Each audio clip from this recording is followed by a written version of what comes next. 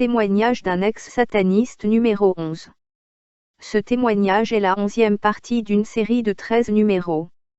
Pour en bénéficier totalement, il vous faut lire les 12 autres parties, dans l'ordre des numéros. Et après cela j'étais devenu Shiva, le dieu de la destruction. On m'avait donné 406 démons. Parmi eux, il y avait un ange qui répondait au nom de Nemadel.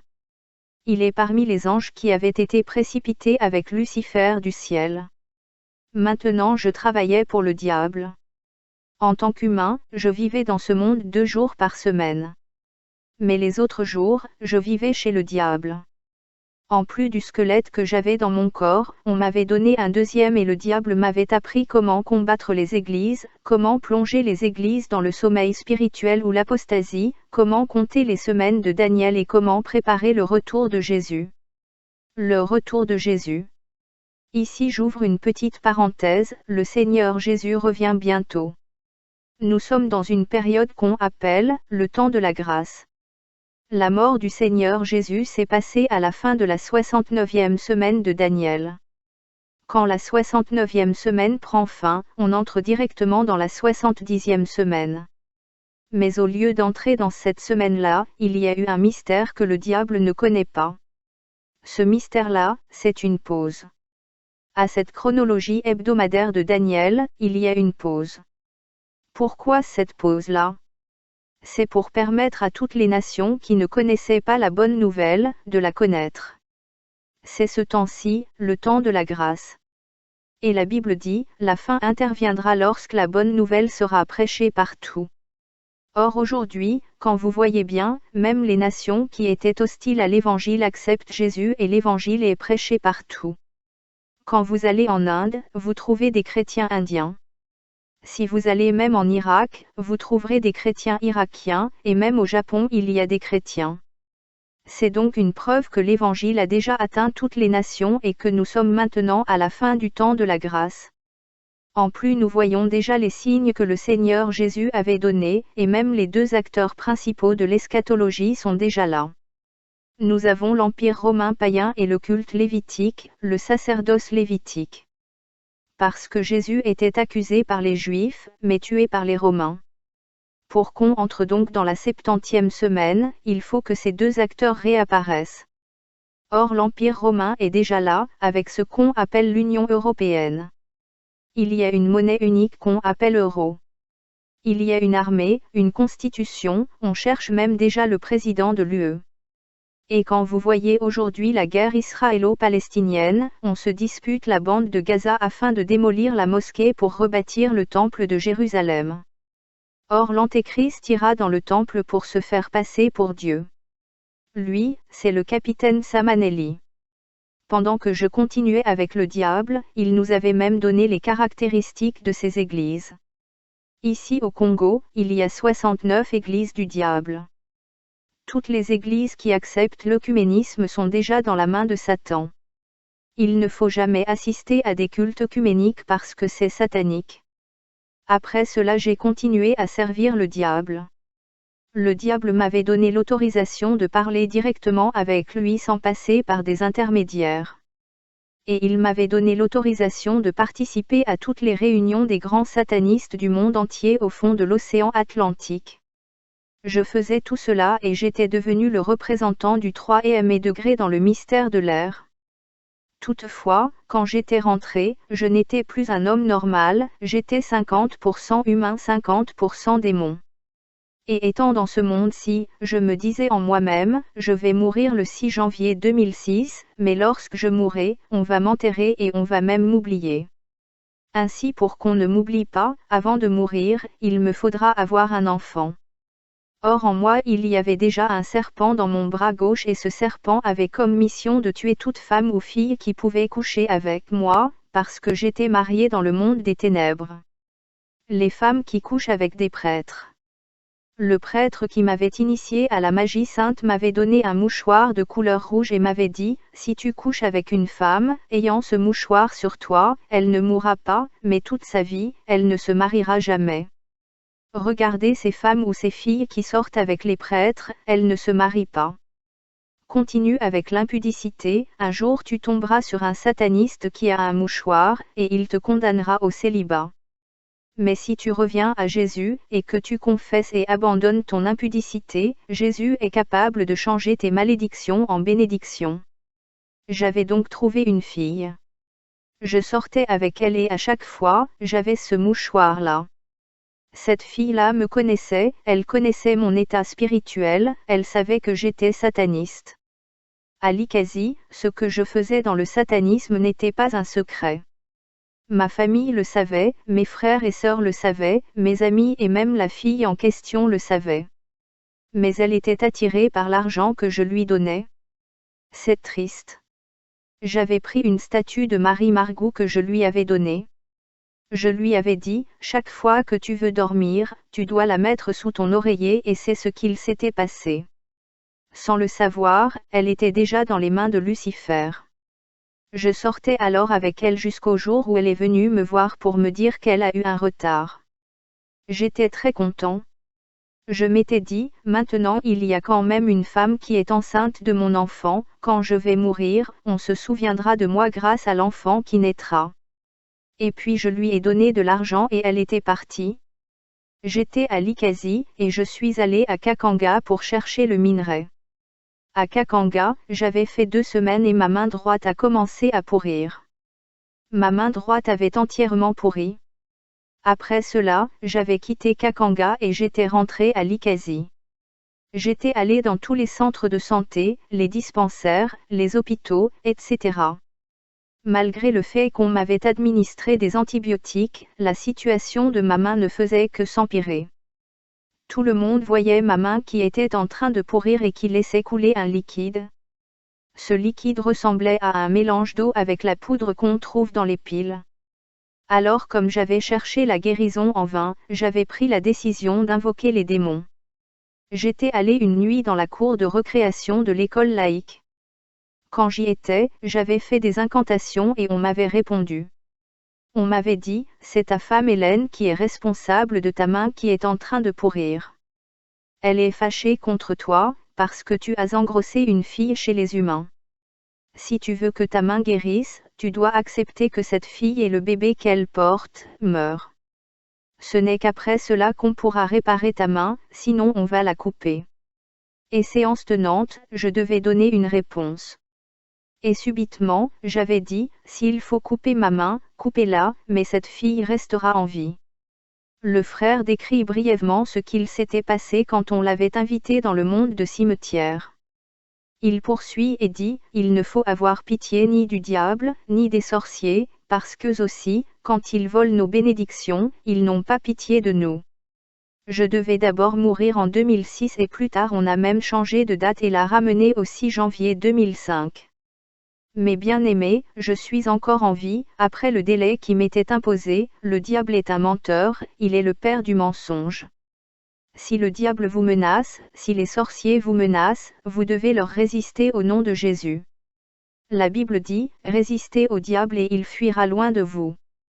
Si vous tombez dans le piège de céder aux menaces des sorciers, elles auront des effets sur vous, mais si vous leur résistez au nom Jésus, ils fuiront loin de vous.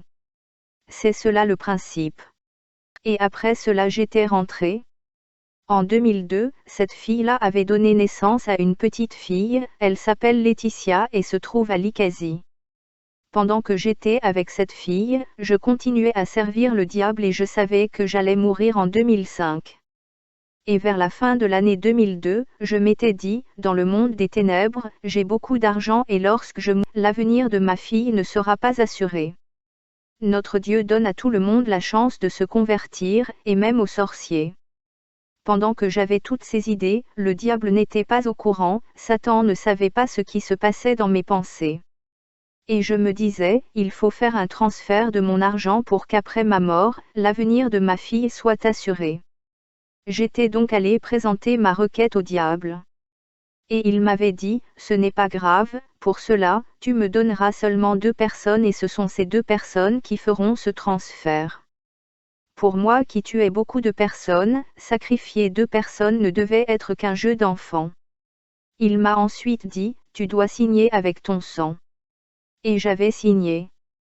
À la fin de 2002, le diable me dit, j'ai besoin de ces 2 personnes-là pour le transfert. Mais les 2 personnes ne sont pas des gens que tu vas tuer en jetant l'argent en cours de route, ou en provoquant des accidents.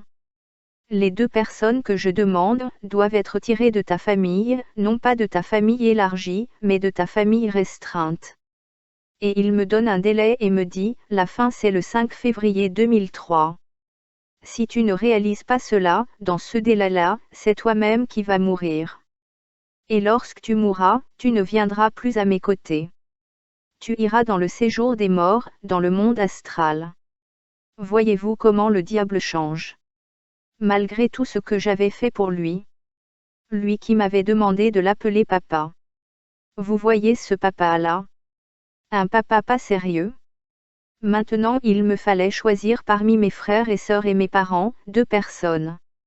Je ne savais pas qui sacrifier, j'avais peur, j'étais au service de Satan. D'une part j'avais peur de lui, et d'autre part je ne voulais pas sacrifier les membres de ma famille. Alors en moi il y avait cette lutte. Et comme je connaissais ce que le diable était, j'étais obligé de me soumettre à lui et j'ai continué à le servir. Un jour, dans une grande réunion, le diable nous donnait beaucoup de stratégies pour avoir les vrais chrétiens, pour gagner les âmes pour le monde astral. Et à la fin il avait donné à chaque sataniste une mission. La mission qui m'avait été donnée était celle d'aller tuer 10 personnes en plus des 2 personnes qu'il avait demandées dans ma famille restreinte. Et on était parti et j'avais provoqué un accident de circulation, et il y avait 13 morts. Après nous étions allés à une autre réunion. Et dans cette réunion, chaque sataniste devait donner le rapport de la mission qui lui avait été confiée. Et le diable était assis sur son trône et nous tous nous étions là. On était vraiment nombreux, et on passait à tour de rôle. Le premier était passé. Il avait donné son rapport et il était rentré à sa place. Moi j'étais la 9e personne. J'étais passé, j'avais aussi donné mon rapport. J'avais dit que la mission qui m'avait été confiée était celle de tuer 10 personnes et j'en avais tué 13. Et là on m'avait acclamé. J'étais rentré à ma place. La 10e personne était passée. La 15e personne, un sataniste togolais, était passé devant. Il a commencé par dire ceci, j'ai échoué dans la mission qui m'avait été confiée. Alors là, le diable était furieux. Il s'était levé, a commencé à lancer des injures contre ce sataniste et il cherchait à connaître le pourquoi de cet échec. Alors il s'était assis sur son trône. Le monsieur avait commencé à parler. Il avait reçu une mission d'aller tuer un pasteur au Togo. Et il était arrivé dans la maison du pasteur, il s'était infiltré dans la toiture. Il attendait la nuit quand le pasteur serait au lit, pour le tuer. Le pasteur avant de se coucher, s'était mis à genoux et avait commencé à prier. Et cet homme disait, il priait, et pendant qu'il priait, je ne sentais rien. J'étais toujours dans la toiture, j'attendais la fin de la prière pour agir. Mais à la fin de sa prière, le pasteur avait dit, c'est au nom de Jésus. Il n'avait même pas dit, Christ. Nous tous qui étions dans la salle étions projetés par terre. Nous étions tous par terre. Mes bien-aimés, pendant que nous étions par terre, je regarde sur le trône de Lucifer, lui aussi, il n'était pas sur son trône, il était aussi par terre, comme nous. Lui qui nous disait qu'il était au-dessus de toutes choses, il avait dit que sa puissance était au top et ce jour-là, lui aussi comme nous, avait quitté son trône et était par terre. Le diable par terre, ô mes bien-aimés.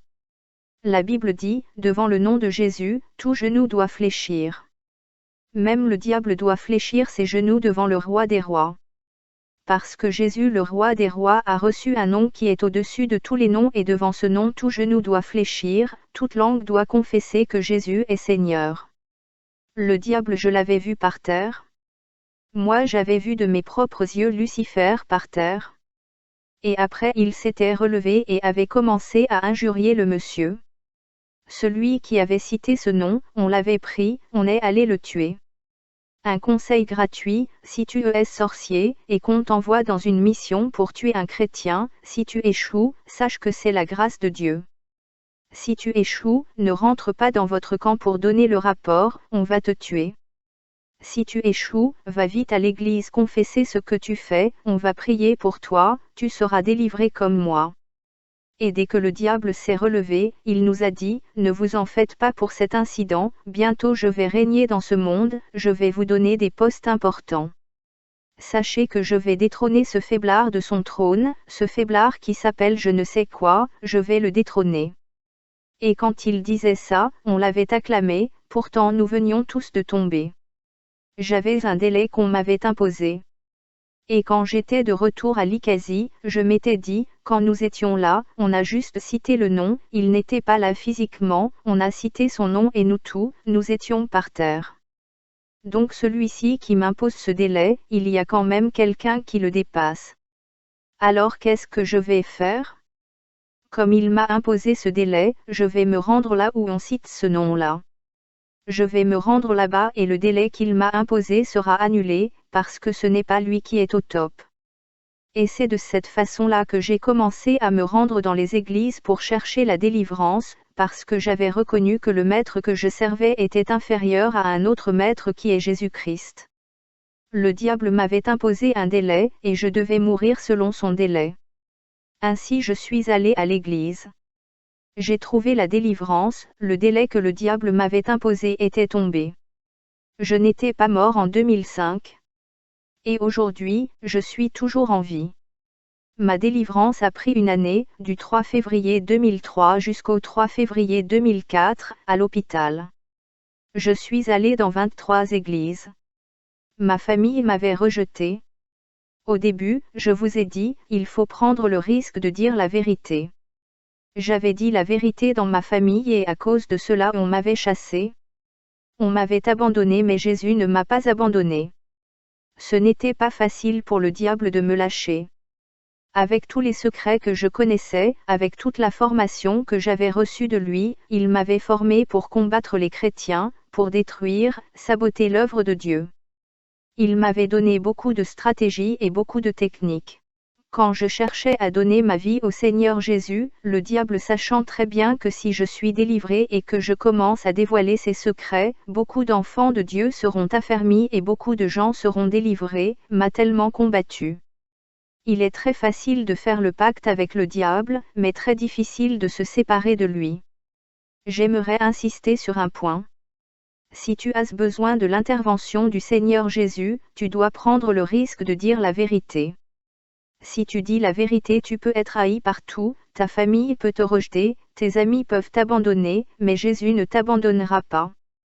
À cause de la vérité que tu vas dire, Jésus ne t'abandonnera jamais, parce que lui-même est la vérité. Il est l'ami fidèle. Quand tu es dans la détresse, demande le secours de Dieu. Et ici j'attire aussi l'attention de ceux-là qui servent encore le diable dans la sorcellerie et qui font des histoires dans l'Église. Faites attention, on ne se moque pas de Dieu. Ce que l'homme aura semé, il va le moissonner tôt ou tard. Et quand tu fais ces choses-là, ne crois pas que Dieu ne te voit pas. Il laisse que tu saisisses l'occasion pour changer. Mais si tu continues, sache qu'un jour, lorsque Dieu va dire trop c'est trop, il te frappera. Lisons la parole de Dieu dans Psaume chapitre 60 verset 13, Galates chapitre 6 verset 7, et Ésaïe chapitre 66 verset 16. Psaume chapitre 60 verset 13, donne-nous du secours contre la détresse. Le secours de l'homme n'est que vanité. Galates chapitre 6 verset 7, ne vous y trompez pas, on ne se moque pas de Dieu. Ce qu'un homme aura semé, il le moissonnera aussi. Ésaïe chapitre 66 verset 16, c'est par le feu que l'Éternel exerce ses jugements, c'est par son glaive qu'il châtie toute chair, et ceux que tuera l'Éternel seront en grand nombre. Du retour de cette fameuse réunion où le diable était tombé avec nous lorsque le nom de Jésus était prononcé, j'avais décidé de me rendre là où on cite ce nom, pour que les hommes de Dieu prient pour moi en citant ce nom, et ainsi les démons qui sont en train de me déranger vont prendre la fuite. Un jour, j'avais rencontré un ami, le frère Thierry, qui m'avait conduit chez son pasteur, c'était à Lycasie. C'était la nuit, il y avait une veillée de prière. Nous étions arrivés là à 21h30, il y avait le pasteur et les intercesseurs, ils étaient en grand nombre. On m'avait conduit chez le pasteur, et là je lui ai relaté mon passé. Après avoir terminé, il me dit, ça va, nous allons nous occuper de ton cas, mais pour l'instant tu vas te mettre dans ce coin-là, et il m'avait donné une chaise et je m'étais assis, et la prière avait commencé. Arrivé à minuit, le pasteur m'avait appelé et m'avait dit, mets-toi là. On avait enlevé le banc qui était là pour créer un espace, et on m'avait demandé de me mettre au milieu. Les intercesseurs avaient formé un cercle autour de moi, et avaient commencé à prier. Ils avaient beaucoup prié et cité le nom de Jésus, mais je ne sentais rien. Ils avaient tellement prié de minuit jusqu'à 2 heures du matin, j'étais là, je les regardais et je ne sentais rien. Il n'y avait aucun effet sur moi malgré le nom de Jésus que ces gens-là étaient en train de citer. Bien-aimés, faites attention. Quand ce nom-là est cité par une personne qui vit dans le péché, il n'y a aucun effet, mais si ce nom est cité par une personne qui marche dans la crainte de Dieu, il y aura automatiquement des effets. Ces gens-là ont prié jusqu'à se fatiguer. Le pasteur était allé se mettre devant la porte, et les intercesseurs continuaient à prier. Comme ils ne voyaient pas de changement sur moi, ils ont commencé à me donner des coups de poing au nom de Jésus. On me donnait des coups au nom de Jésus, mais pendant qu'ils me donnaient des coups, je sentais comme s'ils étaient en train de me gratter. Et j'ai ouvert les yeux mystiques, j'ai regardé les intercesseurs qui m'entouraient, ils étaient tout nus, sans habits.